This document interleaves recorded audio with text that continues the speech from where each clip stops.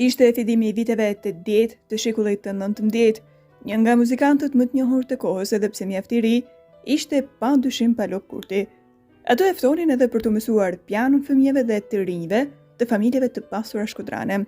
Në shtëpinë e bukur Dykaqe, që sapo ishte ndërtuar, jetonte familja Filip Parucës, e tregtarit në zë që kishte krijuar në këtë shtëpi një mjedis që shuhej në të gjithë qytetin. Edhe pse muret rrethuese të shtëpisë ishin tepër të larta, ato ishin mbuluar me shërmashek dhe e shtonin më shumë bukurinë e oborrit plot lule shumëngjyrëshe, të cilat I jepnin aromë të këndshme gjithë shtëpisë.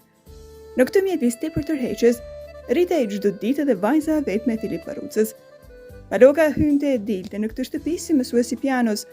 Sa më shumë kalunin ditët dhe vajza përparonte në instrument, aq më I afër bëhej ai për sytë e zemrën e saj, edhe ajo për shpirtin e ndjeshëm të Palokës. Me ndjenjen e kënaqësisë për të takuar, të dy prisin me pa durim orët e mësimit. Diçka kishte lindur thellë në gjithë qendrën e tyre.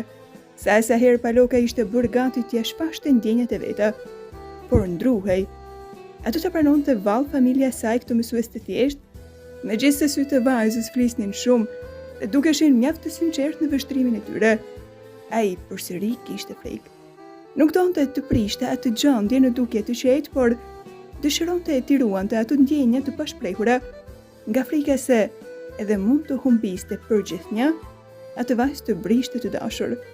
Por kjo gjendje e turbut dhe pa përcaktuar mbaroi një ditë. Ndjenjat e pastra të pashfaqura të dy të rinjve nuk mbeten gjithnjë të fshehura. Nuk do zhvilloni më mësim, I tha shërbyesja një ditë, kur ajo doli dhe hapi derën e mallit të shtëpisë. Paloka u shtang, nuk e priste kështu ndarjen me këtë shtëpi. Sa herë kishte ndëruar që kur të vinte ajo ditë dhe vajza t'i thoshte po e prindrit e saj, ndoshta edhe të detyruar, do ta pranonin si dhëndër. Ati t'i hapej dera me nderime të veçanta, por nuk ishte e thënë kështu. Me qiltërsi dhe pa kuptuar shkakun ndërhyri vrullshëm. Po pse? Pyeti duke e shpuar me një shikim të rrept të zhbirues. Shërbyesja për një çast nguroi, por duke parë se ai nuk po ja ndante atë vështrim të syve të ndezur flak, I tha: "Kështu më ka urdhëruar zotëria." Dhe pa djaloshe me keqardhje. Paloka u skuq dhe më desh të pëlbëzoi diçka, por nuk arriti të nxjerr asnjë zë. Uli syt dhe heshti, gojën e mbajti të mbyllur, sikur ta kishte mbërthyer një ngërsh I fortë. Por sa bëri disa hapa për t'u larguar, dera u mbyll ngadalë. Eci ashtu I heshtur, mërmëriti diçka që as vetë nuk e kuptoi. Këmbët, mezi po I bindeshin në rrugën e ngushtë dhe jo shumë të gjatë, e cila po I dukej pafund, nga që hapin e hjëtët të zvaritur. Edhe në ditët e mëvonshme e kishte të pamundur të takonte vajzën. Muret e larta të shtëpisë e pengonin të realizonte dëshirën e tij të ethshme. Çdo ditë që kalonte, e bënte më të pamundur për ta parë dhe për të folur me të. Megjithatë dëshira për të takuar nuk I venitej. Sa herë I shfaqej ajo përpara syve, e bukur, e ngrohtë dhe ëmbël, edhe në ëndër e kishte parë. Ndjenja e thellë e dashurisë që I vlonte në shpirt nuk e linte të qetë. Nuk e linte të qetë as dëshira që t'i thurte një këngë, në mënyrë që të paktën t'i merrte vesh qoftë edhe kështu ndjenjat e tij të pashprehura. Rruga drejt zemrave të tyre ishte ndërprerë, pritej vetëm një çast që të shpërthente. Shpresonte të vinte ajo kohë kur ajo të dëgjonte këngën e tij dhe ta kuptonte se sa fort e kishte dashur. Por shpresa shpeshherë ishte gënjeshtare dhe e trëmte mendimi se edhe kjo mund t'i humbiste. Por shpresa është ajo që vdes së fundit, kanë thënë me të drejtë. Ky mendim e për të rinjtë dhe shpeshherë I jepte forcë.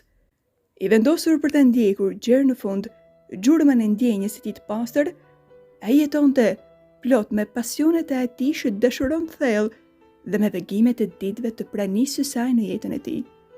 "Do shkojmë në një dasëm," I tha një ditë një nga shokët e tij të hengut. "Martohet një njohurim. Do të shikosh, do të jetë një dasëm e rrallë. Apo s'është nusja, ydhi vërtet." "Shkojmë," I tha. Nuk e pyeti më gjatë. Ahengu ishte në kulm, këndohen disa këngë shkodrane.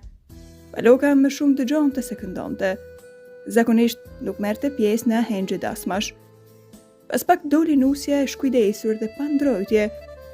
Vështrimi I të gjithëve u drejtua nga një derë e hapur, andaj nga erdhi ajo. Palokës I bën syt ag. U turbullua nga kjo e papritur. Si është e mundur të jetë ajo? Ahengjitë e tjerë filluan të këndonin këngën që lavdëronte bukurinë e nusës, të ndezur edhe më shumë nga hieshia e saj rrallë. Të gjithë këndonin, përveç Palokës. O trondit së tepërmi, nuk e kishte menduar se mund të ndodhte kështu. Ky e papritur e dëshpëruar e dërmoi. Atmosfera ju bë e rëndë e mbytse ndërsa vështrimi nervozte disi i egër. Buzët ju mblodhen fort sikur kërkonin të mbanin të mbërthyer brenda dhëmbave të fshehtë në frikshme. U çudit se si mund të kalohej kështu kaq shpejt nga gëzimi në dhimbje. Për një çast mendoi që të ngrihej, të dilte jashtë e të thëriste me tërë fuqinë e zërit për padrejtësinë e kësaj jete. Por e përmbajti veten. E trëmte ndonjë ngjarje e pahishme. Për herë të parë, filloi të urrej moshën e tij të re. Në atë gjendje të vështirë, në atë kapërtim ndjenjash e ashk të jashtëzakonshëm, vendosi të veprojë ndryshe. E ndjeu më të fortë se asnjëherë yshtjen e natyrshme të aftësisë krijuese, zjarrin që e përvolonte në shpirt dhe ngjyrimin tragjik të kësaj të papriture që i rriti deri në skaj ngarkesën emocionale, shpërtheu në një jare karakteristike. Për mua pas ka kenë kismet, me kenë ti e tjera kuj, basi të due ban merhamet, edhe mua moj më duaj. Edhe pse zëri i doli pak me vështirësi, gjithsesi ai shprehu energji, afsh dashuri dhe dhimbje, të gjitha këto me një forcë të papërmbajtshme. Shokët e vet të Ahengut e ndiqnin me vëmendje, por nuk e kuptonin pse ai këndonte ashtu. Paloka mblodhi edhe një herë të gjithë energjitë dhe aftësitë e tij krijuese dhe shpërtheu përsëri. Sa të vegova me ratilig, humba e sheshin san, e pash mirë se s'mund të dalë qik, ty moj zoje rand. Edhe pse në këtë strofa i shfashi më hapta se ndjenjat e mendimet e veta, shokët e tij përsëri nuk kuptuan gjë. Të gjithë të pranishmit e tjerë, ashtu si Ahengjit, ndishnin të habitur këtë shpërthim të këtij këngëtari në një këngë të re, të pa dëgjuar asnjëherë. E kishin dëgjuar edhe herë të tjera duke kënduar, por jo kështu me trishtim. Zëri i doli nga thellësia e shpirtit. Mbasi hodhi nusës një vështrim kuptim plot, një vështrim të përtues të rrept, por edhe të dhimbshëm dhe me nuanca të dukshme trishtimi, por edhe admirimi. Me guxim ju drejtua asaj. Ka të shoh syt s'po mund t'i ndaj, e gojet kur nuk të lëshoj, por po më erën mbushur me vaj, as si s'mbaroj. Në vargun e fundit, trishtimi i tij arriti kulmin. Si është e mundur të shpërthej njeriu kështu, duke kënduar e të shprehë ndjenja kaq të fuqishme, as si s'mbaroj, më shumë se këngë, më shumë se melodi, i doli vajtim. Askush nuk e kuptoi këtë gjendje, askush nuk e mori vesh shkakun e këtij trishtimi, vetëm nusja. Kur sapo kishte dëgjuar zërin e këngëtarit në vargun e parë, për mua pas ka kenë kismet, ajo ishte gjadëruar. Diçka e kishte ngacmuar në zemër. Trupi nja kishte përshkuar një drithërim e lehtë. Megjithatë ishte përpjekur të përmbante veten. Fjalët e këngës rodhen një pas një dhe ajo mezi u përmbajt ndimeve që po i sjellnin ato. Ju kujtuan ditët e bukura plot emocione të këndshme, e pastaj ndarja e dhimbshme me djaloshin muzikant. Hodhi një vështrim fluturim e vjedhur azi nga këngëtari që po këndonte, dhe nuk e pati të vështirë të dallonte menjëherë atë, për të cilin i kishte rrahur zemra për ditë muaj me radhë. E kishte përsëri pranë djaloshin, aq pranë e aq larg, përjetësisht larg. I u shfash para syve vëgimi atyre ditëve të bukura, të kaluara tashmë, duke ju zbehur nga ndjenja e pamëshirshme e fatit keq.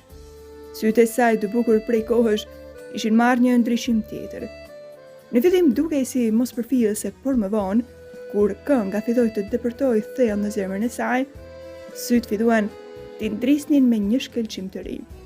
Ema gjepsur, por edhe ngacmuar nga kjo befasi, filloi të skuqej në fytyrë, duke u bërë edhe më e bukur.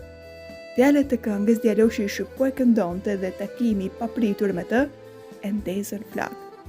Po i përtëriheshin ndjenjat e pavenitura, vetëm ata të dy po merreshin vesh. Në lojën e maskuar, për të shfashur ndjenjat e fshehura thellë në shpirtrat e tyre, papritmas ajo filloi të ndjej veten të ligështuar. filloi të dridhej e t'i shtrëngonte grykën një si lëmsh që sa nuk i mori frymën. Kur këngëtari i shqiptoi as si mbaroi, i gjithë gjaku i iku nga fytyra dhe i rau të fikët. Historia e këngës për mua pas ka ken kismet nga libri Në Shkodër të gjithë këndojnë i profesor Isa Alibalit. Ishte